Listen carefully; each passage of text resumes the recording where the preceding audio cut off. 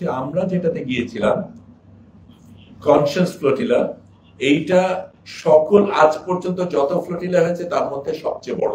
আমরা বলছি এই মুহূর্তেও কিন্তু সেখানে মানুষ যাচ্ছে, কারণে যেমন মারা যাচ্ছে, কারণে মারা যাচ্ছে, খাবার না পেয়ে মারা যাচ্ছে, পানি না পেয়ে মারা যাচ্ছে, সেই জিনিসটা চলছে। এবং তখন আমাদের অনেকের মনে হয়েছিল যে শুধু কথা বলে চলবে না, আমাদের কিছু একটা করে দেখাতে হবে। এবং এই যে অবরোধটা করা হয়েছে, যে অবৈধ অবরোধটা করা হয়েছে, সেটাকে আমাদের আক্ষরিকভাবে, ফিজিক্যালি, দৈহিকভাবে এটাকে আমাদের চেষ্টা করতে হবে, সেটা না হলে হবে না।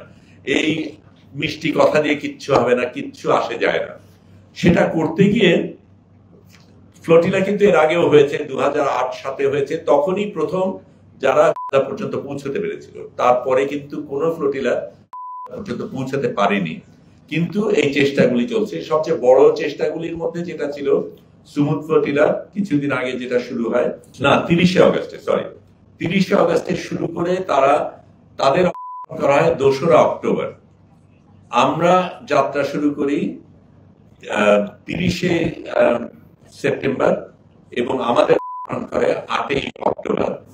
আমাদের কিছু আগে, একদিন আগে আরো 8টা ছোট নৌকা এবং পরে আরো 2টো মাঝারি নৌকা রওনা দেয় আমাদের একদিন আগে। আমরা আরো দ্রুত যাই বলে আমরা তাদের সাথে এক জায়গায় পৌঁছে এক সময় অতিক্রম করি, কিন্তু সেটা কথা পরে বলবো।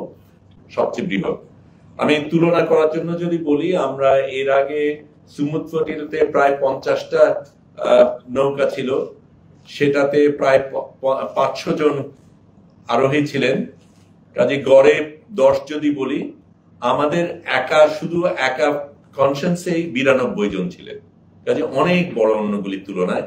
এবং এটাতে প্রধানত ছিলেন সাংবাদিক এবং মানবাধিকার স্বাস্থ্যকর্মী।